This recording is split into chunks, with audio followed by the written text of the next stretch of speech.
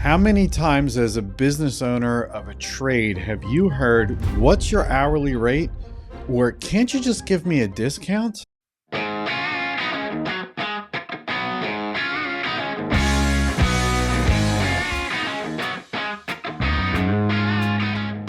Hi, I'm Steve. They were the two questions that really bugged me when I owned my company early on. It wasn't until I reached out to a coach who told me exactly what was going on, why I was getting these questions, how I can reduce the number of questions and continue to grow the company. And the main reason was because I didn't have a unique offer. I wasn't standing out from everybody else. I wasn't any different. I looked like everybody else. So your question might be, what's a unique offer? It's what sets you apart from everybody else. It's what keeps your clients coming back to you. And it's how you can charge what you're worth. Now, part of your unique offer could be, and it was for me, the immutable laws or our core values. Right? Your core values or your immutable laws are the guiding principles of your business, of yourself. It's what helps you make decisions when decisions can be tough. It builds trust with your clients. When the client knows what you stand for, they can come alongside and help you get to where you want to go. And it helps build your unique brand identity, right? This is one of the ways to make you different than everybody else. Now, some examples here are just a couple examples we have of a few different trades. And we're going to start with plumbing. And let's say your immutable law in plumbing is environmentally friendly. You want to be the environmentally friendly plumber. Well, you could offer eco-friendly solutions. When those initial water-saving shower heads came out, they were a big deal. People got on board right away. Some of them didn't like it, and they kept getting better and better and better. And now it's all people ask for. It's probably all that's available now.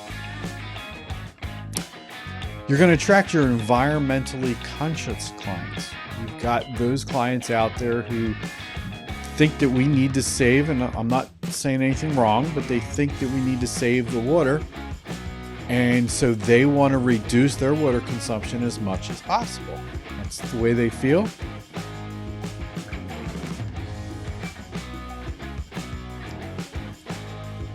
So one example, let's start with plumbing. So let's say as a plumber, you want to be the environmentally friendly plumber. So you're going to go and offer eco-friendly solutions, water-saving devices, ways to track and make sure that the toilets don't keep running. You may offer a solution to come out every quarter or every year to put the dye in the system to make sure that even they don't hear it, the toilet could be overflowing. Low flush toilets. I know there's a boatload of older toilets still out there that use what seems like 5-8 gallons of water. But I know the low flush toilets can save a lot of money. You're going to attract those who are environmentally friendly. They're conscious of how much water they're using and want to make sure that they reduce their consumption as much as possible. That's going to turn them into loyal customers. Because if you can show that you're saving them money on their water, they're going to stick with you all the time. They're not going to go into another plumbing. There's an emergency, they're going to call you. And the best part is they're going to be eager to refer to their friends. They're going to refer to their family. And you're going to grow your business just simply by being environmentally friendly as one of your core values. Now, another one is a landscaper. Right, sustainable gardens. Growing your own food seems to be the latest thing. People want to grow their own healthy food. They don't want to have to go to the grocery store. They're sick and tired of paying those expenses. But a lot of people just don't know how to do it. So if you could be the landscaper that comes out and shows people and actually plants it for them and explains it to them, you're going to increase their health and sustainability. You're going to attract people who love that piece of it. Now, maybe they don't know how to be a gardener. So you could offer some workshops at a garden center maybe. Attract those people who go to the garden centers who are going to say, hey, this guy just showed me how to do this. I'm going to use him. You can command a higher value and a higher profit. One of the things you could do is, as a landscaper, if you've got these people who just don't know what they're doing, you could offer to go out and feed the garden. You could offer to go out and weed the garden for them, and then they're going to be all happy that they get to take the fruits of your labor, but they're paying for it, so you can do it. How about an electrician? Their core value is to make lives simpler, right? So one way you could do that is offer a personalized consultation.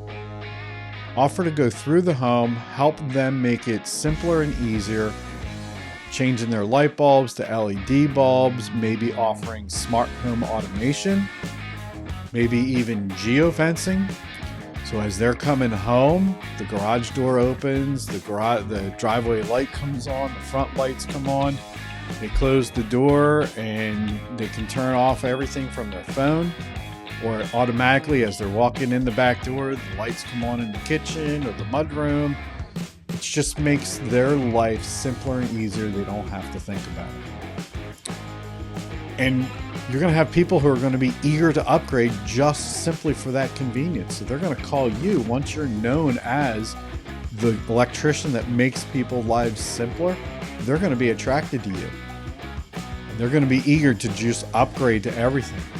Now, you're also going to have your tech savvy clients who just love technology, and they're going to want to upgrade, and they're going to want to tinker all the time because they love technology and they know how to use it. And you're going to help them with the hardware piece of it, and then they can just take care of the software piece of it. Now, the next example is HVAC. And as I said earlier, this is where I came from. I came from the HVAC background. So one of our immutable laws was integrity, doing the right thing. One of the things we heard our customers talking about was they were concerned for safety. And I'm not talking about the safety of the equipment, although that was a major concern of theirs. I'm talking about the safety of them.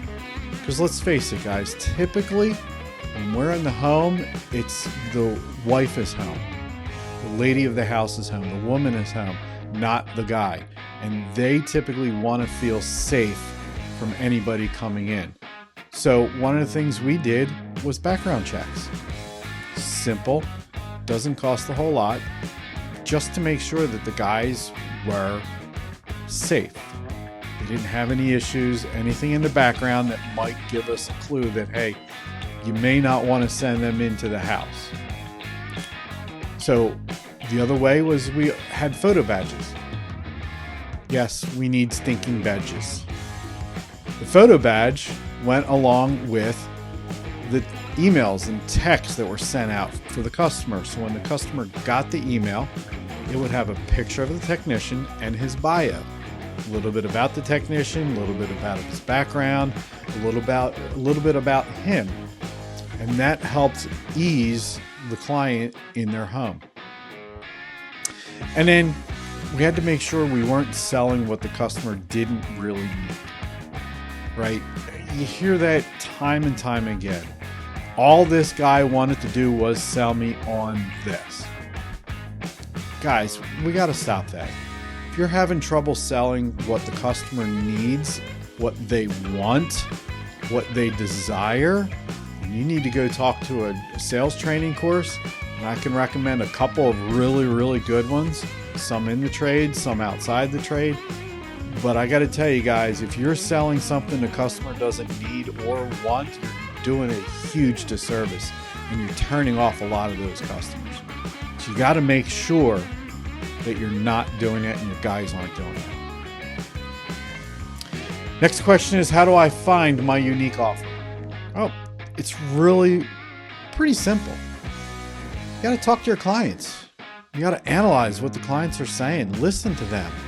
Look at your posts on your social media posts online. If somebody comments, this company, it does good work, but you got to find out what that but was.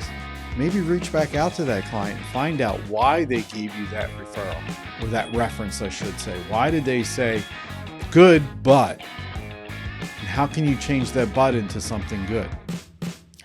Assess your strengths. You need to see what you're good at and marry it to what the customers are looking for. And if what your strengths are and what the customer is looking for are two polar opposites, if you want to continue to grow in what you're doing, you need to get stronger at your weak areas if that's the case. So you need to hire people who have those strengths, or you need to learn and get those strengths down so you can be the company that they want, they like, they trust, and you then become the leader in that particular niche. Find market gaps. Back in the 90s and 2000s, big thing was the floor savers, right? It got so big, I don't know who started it, but it got so big around here that even the cable companies and the phone companies were starting to use them when they came into your house. That was unheard of. They would track mud into your house, no problem. Then all of a sudden they're wearing floor savers. Or in some cases, and you guys know what I'm talking about, shoe savers, trying to protect the soles of your feet from what you're walking into. Let's be honest, there are those houses out there. But that was a new up-and-coming thing at the time. And then you need to experiment, right? You need to figure out what's working, find what the customers like, work at it, and if it's not quite right, tweak it a little bit and do it again. Just like software. When software comes out, it's 2.0.0, and then it's 2.0.1, 2.0.2, 2.2. They just keep reiterating, making it better and better and better. You need to do the same thing when finding your unique offer. Figure out what it is that's not right, what the customer really, really wants, how you can cater to their strengths, how you can make your strengths their strengths, or what they want, your strengths, and then move on and just continue to make it better. So some of the benefits of offering or having a unique offer. You're going to stand out, right? You want to stand out almost like a clown at a black tie affair in a good way. You don't want to blend in with everybody else. You get that Where's Waldo, and everybody's wearing basically the same colors, but they're not wearing the stripes, and you got to find Waldo in those books. You don't want to be that. You want to be where you're standing out compared to all the other competitors in your area. You can command premium prices. By being able to stand out, you're setting yourself apart, you're offering good value, you can command a premium price. And you foster loyalty. Loyalty is huge, especially if you're looking to sell your company. If you can show that you've got loyal customers who come back year after year or anytime they have a problem, you're going to build yourself a colossal business that you'll be able to sell if you want to. Now, guys, remember, it's all about understanding what your customers want, what they desire, and how you can give them what they're looking for. Cater to their needs, and they're then going to tell their friends and their family. You're going to be able to find out where they are, who they are, what they want, and just move on with growing your business over and over. Just rinse and repeat. Just like shampoo bottle, right? Rinse and repeat, rinse and repeat. Once you get your unique offering down, it's going to help you to be able to grow your business. Hey, if you have any questions or comments, please leave them in the comments below. Love to help you out if you have any need, any desire, want to get into this a little bit deeper. Feel free to reach out to us, and look forward to seeing you next time.